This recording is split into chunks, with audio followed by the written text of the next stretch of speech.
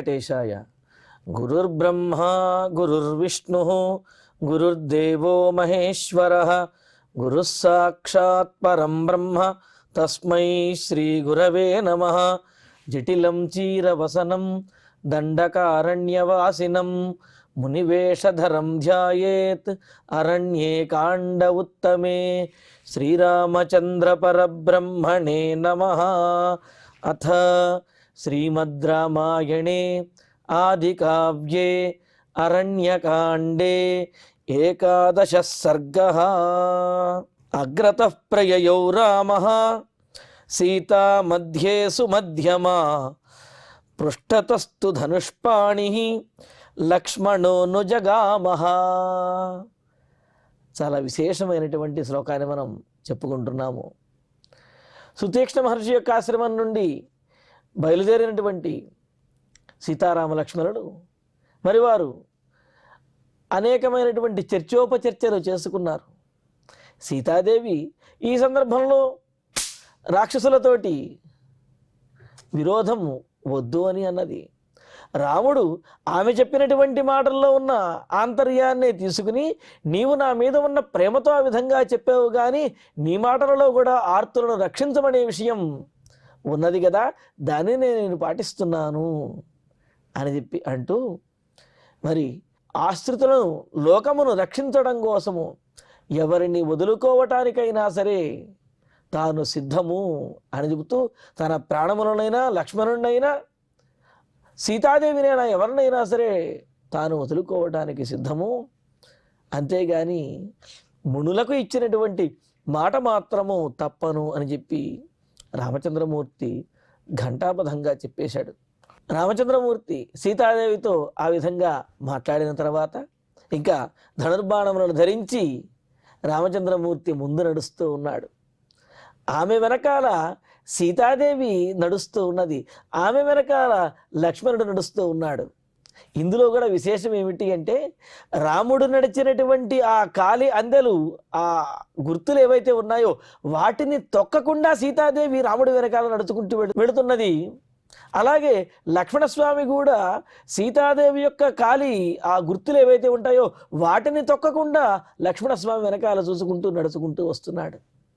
ఈ విధంగా రామ లక్ష్మణులకు మధ్యలో సీతాదేవి పూర్తి రక్షణలో ఉన్నది. మరి అలాగా వారు ముగ్గురు కూడా ముందుకు నడుస్తూ ఉన్నారు.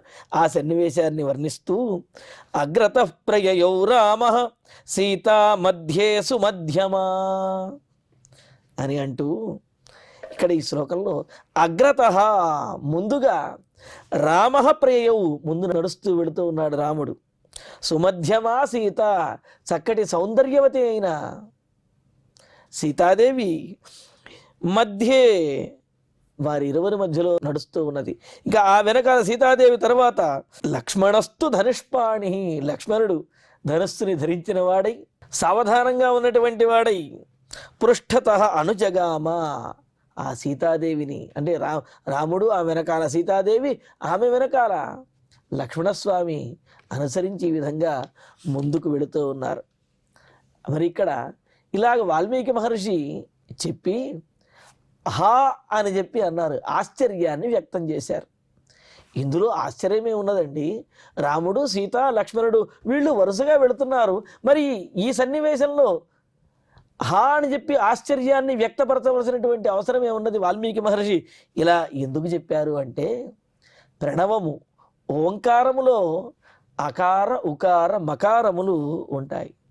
మరి ఆ విధంగా ఓంకారములో ఉన్నటువంటి ఆ ప్రణవంలో ఉన్నటువంటి అకార ఉకార మకారములే రాముడు సీత లక్ష్మణుడు ఈ రూపంలో ఈ అడవిలో సంచరిస్తూ మునుముందుకు కదులుతున్నారు అని చెప్పి ప్రణవాకారంగా వారి ముగ్గురిని కూడా వీక్షించి వాల్మీకి మహర్షి హా అని చెప్పి ఆశ్చర్యాన్ని వ్యక్తపరుస్తూ ఉన్నారు.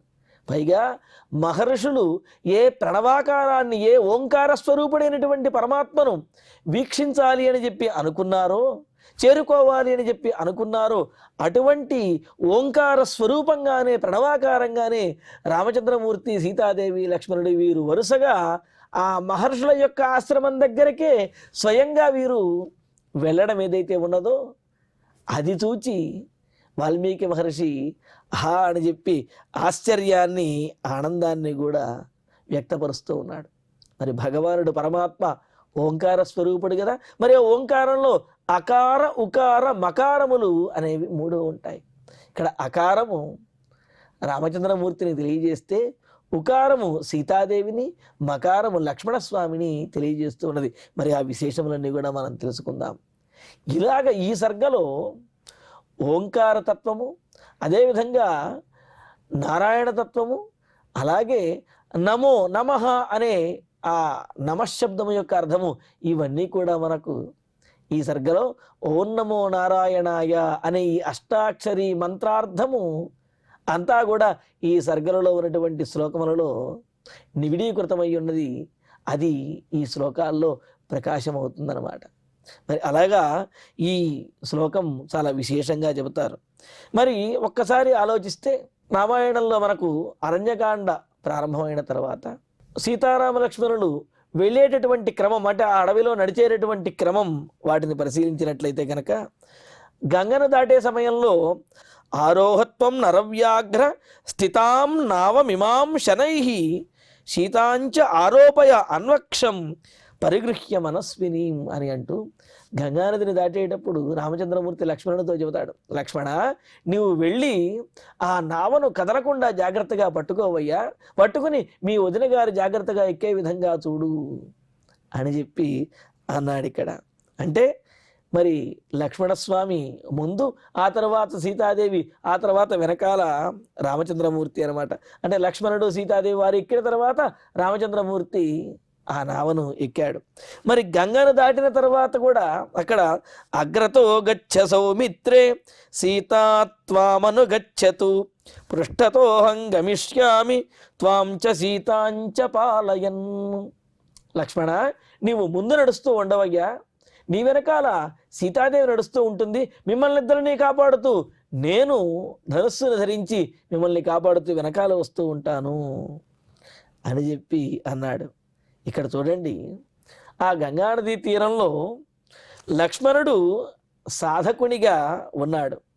మరి సీతాదేవి జీవుడిగా ఉంటే ఆచార్యుడు మొదట తరింపజేసేటటువంటి విషయములను సిద్ధము చేసి జీవుడిని ఆ విషయముల యందు చేర్చి భగవంతుని యొక్క సాన్నిధ్యాన్ని కలుగజేస్తాడు.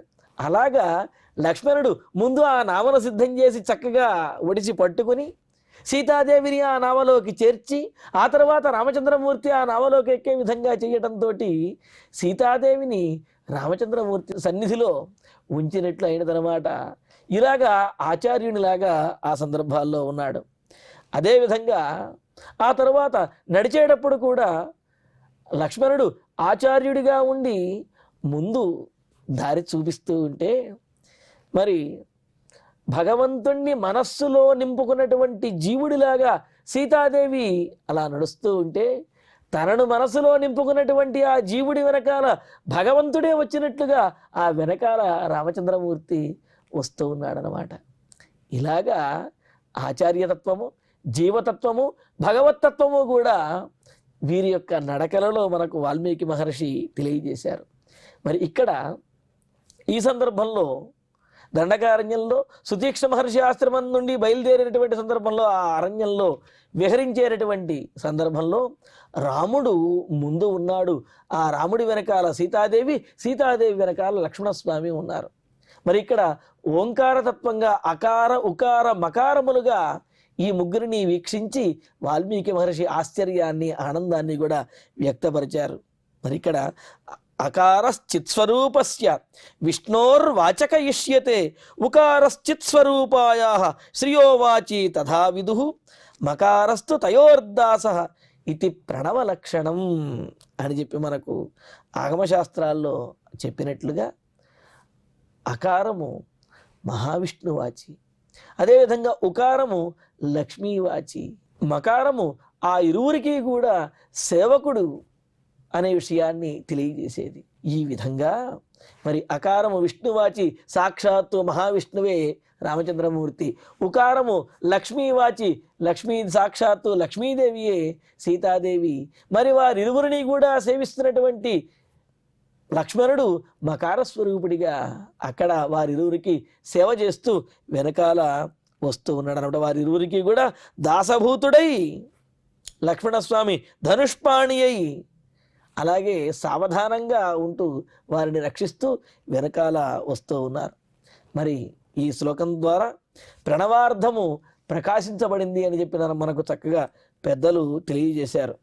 ఇక్కడ రాముడు ముందు, మధ్యలో సీత, తరువాత లక్ష్మణుడు నడుస్తున్నట్టుగా చెప్పబడిందనమాట. అయితే ఇక్కడ శ్లోకంలో కూడా గమనించినట్లయితే ఆ ప్రణవ క్రమం ఏదైతే ఉందో, ప్రణవంలో ఓంకారంలో ఉన్నటువంటి అకార ఉకార మకార క్రమం శ్లోకంలో కూడా అదే క్రమాన్ని పాటించారు మహర్షి వాల్మీకి. చూడండి, ఇక్కడ అగ్రత ప్రయయౌ రామ అంటూ అకారంతో ప్రారంభించారు. అలాగే సీతా మధ్యే సుమధ్యమ అని అంటూ సు అనే చోట ఉకారం ఉన్నది, అది ఆ తరువాత ఉకారాన్ని ప్రయోగించారు. అలాగే పృష్ఠతస్తు ధనుష్పాణి లక్ష్మణో అనుజగామ అంటూ ఆ చివరిలో మకారాన్ని ప్రయోగించారు. ఇలాగ శ్లోకంలో ఆ క్రమం కూడా అకార ఉకార మకార క్రమంగానే ఉన్నది. దానితో పాటుగా మరి హకారం ఉంది కదండి శ్లోకం చివర అని అంటే, ఈ హకారము ఆశ్చర్యార్థకంగా ఉన్నది, కానీ ఈ అనుజగామ అనే దాంతో ఆ శ్లోకార్థం అనేది పూర్తిగా వస్తూ ఉన్నది. హకారం అనేది ఈ విధంగా ప్రణవాకారాన్ని దర్శించి ఆశ్చర్యాన్ని వ్యక్తం చేసే విధంగా ఉన్నదన్నమాట. ఇంతేకాదు మరొక విశేషం గమనించినట్లయితే, మొదట అకారస్వరూపుడైన మహావిష్ణువైనటువంటి రాముడిని మొదటి పాదంలో చెప్పారు. ఆ తర్వాత ఉకార స్వరూపమైనటువంటి ఉకార వాచ్యమైనటువంటి లక్ష్మీ స్వరూపిణి అయినటువంటి సీతాదేవిని ఆ తరువాత పాదంలో చెప్పారు. అదేవిధంగా మకార శబ్ద వాచ్యుడైనటువంటి దాసభూతుడైనటువంటి లక్ష్మణుని గురించి, లక్ష్మణుడి విషయం ఆ చివరి పాదంలో చెప్పారు. ఈ విధంగా అకార ఉకార మకార స్వరూపులైనటువంటి రామ సీత లక్ష్మణులు ఆ అడవిలో అలా మునుముందుకు నడుస్తూ ఉంటే సాక్షాత్తు ఓంకారమే అలాగా ప్రణవమే నడుచుకుంటూ మహర్షుల వద్దకు వెళుతున్నట్లుగా అనిపించిందనమాట. అందుకని అక్కడ అంతటి ఆశ్చర్యాన్ని వ్యక్తపరిచారు. మరి సర్వశబ్దములకు కూడా అకారము మొదటిదిగా చెప్పారు. అంతేకాదు సమస్తమైనటువంటి శబ్దములకు కూడా ఆధారంగా అకారాన్నే చెబుతారు. ఏ విధంగా అకారము సమస్త శబ్దములకు ఆధారంగాను ఆదిమంగాను ఉన్నదో, అలాగే అకార శబ్దవాచ్యుడైనటువంటి మహావిష్ణువు శ్రీమన్నారాయణుడు కూడా సమస్తమైనటువంటి ప్రాణులకు కూడా ఆదిమ పురుషుడై, అలాగే అన్నిటికీ కూడా ఆధారభూతుడై రక్షకుడిగా ఉన్నటువంటి వాడు సర్వ జగద్రక్షకుడు అని అన్నారు. అందుకని అవరక్షణే అనే ధాతువు చెప్పారు, అది కూడా అకారంతో మొదలైనది. అలాగా సర్వజగద్రక్షకుడైనటువంటి రామచంద్రమూర్తి, సృష్టి స్థితి లయకారకుడు రామచంద్రమూర్తి, అటువంటి ఆయన అలా ముందు నడుచుకుంటూ వెళుతూ రాక్షసులను తాను సంహరిస్తాను అనే చేసినటువంటి ప్రతిజ్ఞను నెరవేర్చడానికి మరి సీతాదేవి తనను అనుసరిస్తూ ఉంటే, ఆమె వెనకాల లక్ష్మణస్వామి రక్షకుడిగా ఉంటే, తాను ఆ ధనుర్బాణములను ధరించి ఆ ప్రణవాకారంగా ఓంకారములే ముందుకి నడుస్తూ ఉన్నారన్నమాట. ఆ సన్నివేశాన్ని ఇక్కడ చక్కగా కవి వర్ణించాడు. ఇంకా తరువాత చూడండి, సీతా మధ్యే సుమధ్యమ అన్నారు. ఇక్కడ మరో విశేషం కూడా ఉన్నది. మధ్యలో ఉకారవాచ్యమైనటువంటి లక్ష్మీ స్వరూపిణి సీతాదేవి ఉన్నది అని మనం చెప్పుకున్నాం. ఇంతేకాదు మరో విశేషం ఏమిటంటే సుమధ్యమ అని ప్రయోగించారు. సాధారణంగా అయితే సాముద్రిక లక్షణములను బట్టి చూసినట్లయితే సుమధ్యమ అంటే సన్ననైనటువంటి నడువు భాగం కలిగినటువంటిది, చక్కనైనటువంటి అందమైనటువంటి నడువు భాగం కలిగినది అని చెప్పి సాముద్రిక లక్షణాలను బట్టి చెబుతారు. అయితే ఇక్కడ విశేషం ఏమిటంటే సుమధ్యమ అని అంటే మంచి మధ్యవర్తిని అని అర్థం చెప్పుకోవాలి. మధ్యవర్తిని అంటే భక్తుడికి భగవంతుడికి మధ్యలో ఉండి భగవంతుని యొక్క అనుగ్రహాన్ని భక్తుడికి అందింపజేసేటటువంటిది ఆమె మధ్యవర్తిని. అమ్మ మనస్సుతోటి అందరినీ కూడా మన్నించి అందరినీ కూడా ఆదరింపజేసేటటువంటిది మధ్యవర్తిని. ఇక్కడ కూడా చూడండి, రాముడికి లక్ష్మణుడికి మధ్యలో సీతాదేవి ఉన్నది, భగవంతునికి భక్తునికి మధ్యలో లక్ష్మీదేవి అంటే అమ్మవారు ఆమె ఉండి అందరినీ సంరక్షింపజేస్తుందన్నమాట. ఆ విధంగా మరి భగవంతునికి జీవునికి మధ్యలో అమ్మవారు ఉండి, ఒకవేళ జీవుడు ఏదైనా తప్పులు చేసినట్లయితే, భక్తుడు ఏదైనా తప్పు చేసినట్లయితే, ఈ లోకంలో తప్పు చేయని వారు ఎవరుంటారు? అయినా వారు పిల్లలు తప్పు చేయకపోతే పెద్దవాళ్ళు తప్పు చేస్తారా? వారు తప్పు చేసినా సరే మన్నించి వాత్సల్యంతో అక్కున చేర్చుకోవటమే కదా మన వాత్సల్యానికి తార్కాణము. లేకపోతే నీ మనస్సులో అంటే పరమాత్మ యొక్క మనస్సులో ఉన్న దయా కరుణ అనేవి ఏదో నేతి బీరకాయలో నెయ్యి లేనట్లుగా, కరుణా సముద్రుడు దయాస్వరూపుడు అని చెప్పుకునేటువంటి స్వామిలో దయలేనట్లుగా అయిపోతుందన్నమాట. కావున స్వామి, నీవు దయను చూపించినప్పుడే నీవు సార్థకుడు అవుతావు. దయను చూపించినప్పుడే నీ అసలు తత్వం అనేది ప్రస్ఫుటం అవుతుంది. కావున అతడిని అనుగ్రహించి తీరవలసినదే అంటూ తన పురుషకార వైభవంతో భగవద్ అనుగ్రహాన్ని భక్తునికి అందజేసేది. కావున సుమధ్యమా, చక్కటి మధ్యవర్తినిగా ఉన్నటువంటిది సీతాదేవి. జగద్రక్షకుడైనటువంటి స్వామివారి యొక్క రక్షణను జగన్మాతగా తాను ఉండి అందరికీ కూడా అందింపజేసేటటువంటిది, మధ్యవర్తినిగా ఉండేటటువంటిది సీతాదేవి అనే విషయాన్ని తెలియజేస్తూనే సుమధ్యమా అని చెప్పి అన్నారు.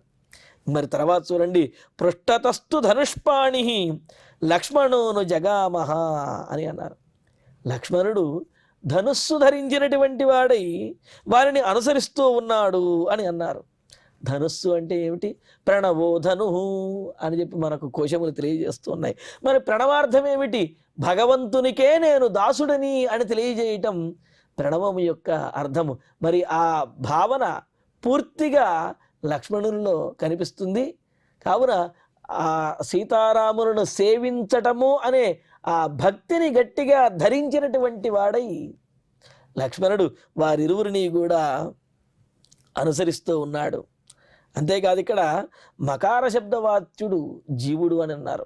పైగా మన జ్ఞానే అనే ధాతువు కూడా ధాత్వర్థం చెబుతూ జ్ఞానం కలిగిన వాడు లక్ష్మణుడు. ఏమిటా జ్ఞానము అంటే, ఈ జీవునికి భగవంతుణ్ణి సేవించినప్పుడే, భగవంతుని యొక్క తత్వమును అర్థం చేసుకున్నప్పుడే సార్థకత, అలా భగవంతుణ్ణి ఆశ్రయించని నాడు సార్థకత లేదు అనే జ్ఞానము పరిపూర్ణంగా కలిగినటువంటి వాడు లక్ష్మణస్వామి.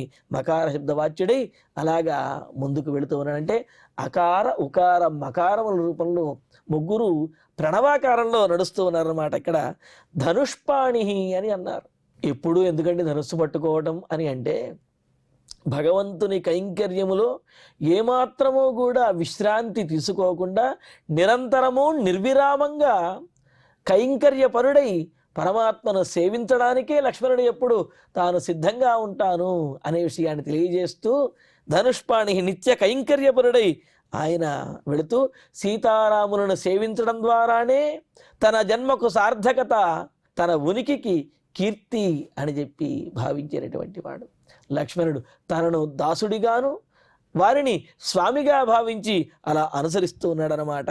అలాగా మరి ప్రణవార్థం శ్రీమన్నారాయణునికే ఈ శేషుడైనటువంటి జీవుడు భక్తుడిగా ఉంటూ ఆయన యొక్క కైంకర్యంలో తరించాలి అనే ఈ సంప్రదాయార్థమును, ఈ అంతరార్థాన్ని తెలియజేసే విధంగా ఆ ప్రణవాకారంలో వారు ముగ్గురు కూడా ముందుకు వెళుతూ ఉన్నారన్నమాట.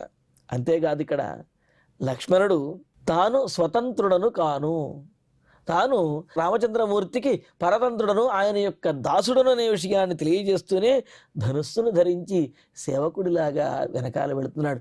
ఈ విధంగా అకారము విష్ణువాచకము, అటువంటి విష్ణు స్వరూపుడైనటువంటి రాముడు ముందుగాను, ఉకారము లక్ష్మీవాచకము, లక్ష్మీ స్వరూపుడైనటువంటి సీతాదేవి మధ్యలోను, మరి మకారము జీవవాచకము, అలా జీవస్వరూపుడైనటువంటి వాడైన జ్ఞానస్వరూపుడైనటువంటి వాడైన లక్ష్మణుడు వారిని అనుసరించి వెళుతూ అకార ఉకార మకారముల యొక్క కలయికతో వచ్చే ఓంకారమును, ఆ ప్రణవమును ప్రకాశింపజేస్తూ వారు అలాగా మహర్షుల యొక్క ఆశ్రమానికి వెళుతూ ఉంటే చూడటానికి ఎంతో ఆనందదాయకంగాను ఆశ్చర్యకరంగాను అనిపిస్తున్నదిట.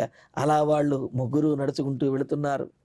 ఆ తర్వాత తౌ పశ్యమానౌ వివిధాన్ శైల ప్రస్థాన్ వనాని చ నదీశ్చ వివిధా రమ్య జగ్మతు సీతయా సహ సారసాంశ్చక్రవాకాంశ్చ నదీ పులినచారిణః సరాంసి చ సపద్మాని యుక్తాని జలజైః ఖగైః. ఈ రెండు శ్లోకాలకి కూడా ఒకే అన్వయము.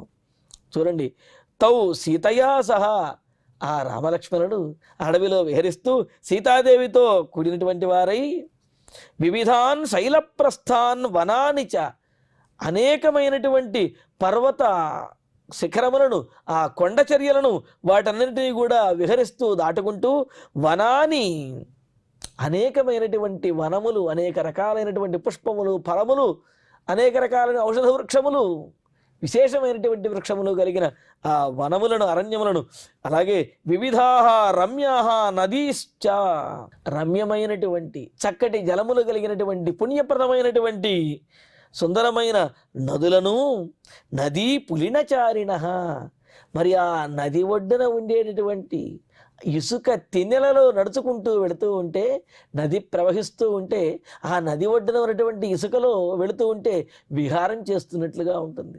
అందుకే కదా ఇప్పటికీ విహారాలకు, నదీ తీరాలకి, సముద్ర తీరాలకి వెళ్ళి అక్కడ ఉన్నటువంటి ఇసుకలో తిరుగుతూ ఉంటారు కదా. అలా ఇక్కడ వీరు ఆ అడవిలో ఉన్నటువంటి అనేక విశేషములను, అడవిలో ఉన్న నదీ తీరములను, అలా నదీ తీరములలో విహరిస్తూ వారు సారసాంశ్చ, నదీ తీరములలో ఆ ఇసుకలలో తిరుగుతున్నటువంటి సారసాన్, బెగ్గురు పక్షులు అన్నారు. ఏమిటి బెగ్గురు పక్షులు అంటే ఒక రకమైనటువంటి హంసలు. అవి కూడా జంటలు జంటలుగా తిరుగుతూ ఉంటాయట. అలాగే చక్రవాకాన్, చక్రవాక పక్షులు, సపద్మాని జలజైః ఖగైః యుక్తాని సరాంసిచ, పద్మములతో నిండి ఉన్నటువంటివి, జలజైః ఖగైః, నీటికి సంబంధించినటువంటి పక్షులు ఏవైతే ఉన్నాయో, నీటి కొంగలు మొదలైనటువంటి పక్షులు, ఆ పక్షులన్నిటితోటి కూడా కూడి ఉన్నటువంటివి. సరాంసిచ పశ్యమానవు, సరోవరములను చూస్తూ ఆ సరోవరముల యొక్క తీరంలో విహరిస్తూ ఆ ప్రకృతి సౌందర్య శోభను, పక్షుల యొక్క కిలకిల రావములను, అవి చేసేటటువంటి చేష్టలను పరికిస్తూ వాటినన్నిటినీ వీక్షిస్తూ ఆనందిస్తూ సీతారాములు, అదేవిధంగా లక్ష్మణస్వామి వారు అలా మునుముందుకు సాగుతూ ఉన్నారు, ముందుకు వెళుతూ ఉన్నారు. అలాగా అన్ని ప్రాంతములను కూడా, దండకారణ్యంలో ఉన్న అన్ని ప్రాంతాలకి వారు ఈ విధంగా వెళుతూ ఉన్నారు. యోధబద్ధాంశ్చ పృషతాన్ మదోన్మత్తాన్ విషాణినః మహిషాంశ్చ వరాహాంశ్చ నాగాంశ్చ ద్రుమవైరిణః. ఇవే కాదు, అనేకమైనటువంటి జంతువులు కూడా అక్కడ ఉన్నాయి. యోధబద్ధాన్, అన్నీ కూడా గుంపులు గుంపులుగా ఉంటాయి అడవిలో. జింకలు కానీ, లేళ్ళు కానీ, దున్నపోతులు కానీ, అలాగే ఏనుగులు కానీ, ఇవన్నీ కూడా గుంపులు గుంపులుగా ఉంటూ ఉంటే, పృషతాన్, మచ్చలు కలిగిన చుక్కలు కలిగినటువంటి జింకలను, మదోన్మత్తాన్ విషాణినః మహిషాన్, చాలా మదించి ఉన్నటువంటివి, పెద్ద పెద్ద కొమ్ములు కలిగినటువంటి అడవి దున్నలు మొదలైనటువంటి వాటిని, వరాహాంశ్చ, వరాహములను, అడవి వరాహములను, ద్రుమవైరిణః, వృక్షములకు శత్రువులయ్యి ఆ వృక్షములను పెకలించేటటువంటివైన నాగాంశ్చ, మదించినటువంటి గజములను కూడా వారు చూస్తూ, ఇన్ని రకాలుగా ఉంటాయా, ఈ విధంగా ఉంటాయా జంతువులు అన్నట్లుగా వాటినన్నిటినీ చూస్తూ మునుముందుకు వెళుతూ ఉన్నారు. ఇక్కడ అడవిలో ఏనుగు నడవడానికి ప్రత్యేకమైన, మదించినటువంటి ఏనుగులు నడవడానికి ప్రత్యేకమైనటువంటి దారి అవసరం ఉండదుట.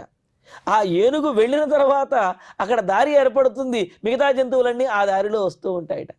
అలాగా అడ్డు వచ్చిన వాటిని కూడా తొలగించుకుంటూ ముందుకు వెళ్ళేటటువంటి ఆ జంతువులను మదించినటువంటి ఏనుగులు మొదలైన వాటిని చూసుకుంటూ అలా ముందుకు వెళుతూ ఉన్నారు వాళ్ళు.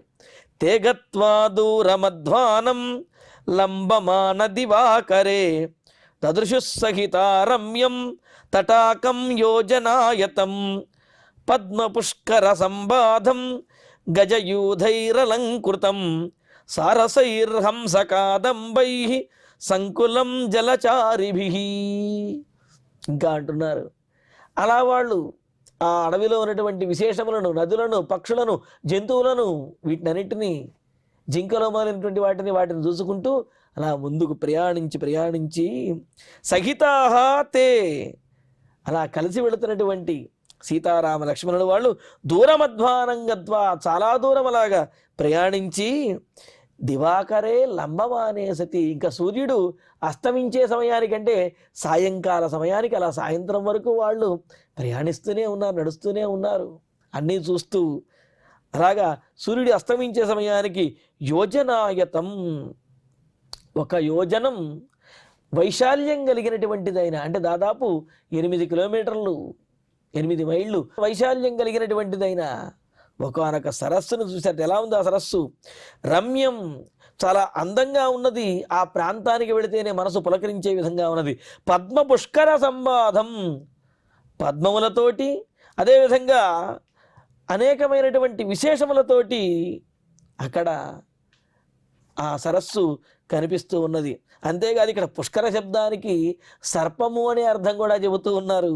అందుకనే భాండముఖే సర్పే కారండే పుష్కరం స్మృతం అని అంటూ సర్పములు మొదలైనటువంటి వాటితోటి, అదేవిధంగా గొప్ప పద్మములతో ఉన్నటువంటిది. ఆ పద్మములు కూడా తెల్లనైనటువంటి పద్మములు, అలాగే ఎర్రనైనటువంటి పద్మములు, రెండింటి యొక్క సంబాధం అని అంటే అవి అన్నీ కూడా బాగా విరగబూయడం అంటారు కదా, ఒకదానితో ఒకటి దగ్గరగా ఉంటూ కొన్ని చోట్లయితే అసలు నీరు కూడా కనిపించకుండా ఆ పద్మములే కనిపించేంతటి ఎక్కువగా ఉన్నటువంటి ఆ పద్మములతో కూడిన సరస్సుని గజయూధైరలంకృతం, అనేకమైన గజములు వచ్చి ఆ సరస్సులో స్నానములు చేస్తూ ఆనందిస్తూ ఉన్నాయి.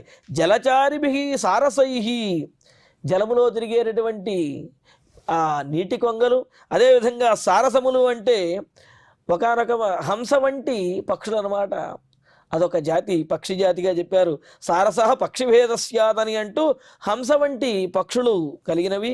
హంస కాదంబై, రాజహంసలు, కలహంసలు మొదలైనటువంటి ఆ విశేషమైన పక్షులతో విహరించబడుతూ ఉన్న ఒకానొక పెద్ద సరస్సుని సీతారామ లక్ష్మణుడు అక్కడ చూశారు.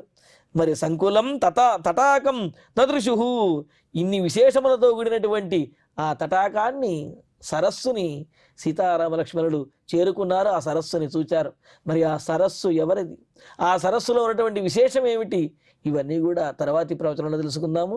ఇక ఇప్పుడు శ్లోకాలను పారాయణ చేసుకుందాము. అగ్రత ప్రయయౌ రామ సీతా మధ్యే సుమధ్యమా, పృష్ఠతస్తు ధనుష్పాణి లక్ష్మణోను జగామః. తౌ పశ్యమానౌ వివిధాన్ శైలప్రస్థాన్ వనాని చ, నదీశ్చ వివిధా రమ్యా జగ్మతు సీతయా సహ. సారసాంశ్చక్రవాకాంశ్చ నదీపులినచారిణః, సరాంసి చ సపద్మాని యుక్తాని జలజైః ఖగైః. యూధబద్ధాంశ్చ పృషతాన్ మదోన్మత్తాన్ విషాణినః, మహిషాంశ్చ వరాహాంశ్చ నాగాంశ్చ ద్రుమవైరిణః. తే గత్వా దూరమధ్వానం లంబమానే దివాకరే, దదృశుః సహితా రమ్యం తటాకం యోజనాయతం. పద్మపుష్కర సంబాధం గజయూధైరలంకృతం, సారసైర్హంసకాదంబైః సంకులం జలచారిభిః. ఇత్యార్షే శ్రీమద్ రామాయణే వాల్మీకీయే ఆదికావ్యే అరణ్యకాండే ఏకాదశ సర్గే షట్శ్లోకాః. క్షమాప్రార్థన మంగళాంతంగా ఈనాటి ప్రవచన కార్యక్రమాన్ని పరిపూర్ణం చేసుకుందాము. యదక్షరపదభ్రష్టం మాత్రాహీనంతు యద్భవేత్ తత్సర్వం క్షమ్యతాం దేవ నారాయణ నమోస్తుతే. కాయేన వాచా మనసేంద్రియైర్వా బుద్ధ్యాత్మనా వా ప్రకృతే స్వభావాత్ కరోమి యద్యత్ సకలం పరస్మై నారాయణాయేతి సమర్పయామి. శ్రియః కాంతాయ కళ్యాణ నిధయే నిధయేద్ధినాం శ్రీవేంకట నివాసాయ శ్రీనివాసాయ మంగళం.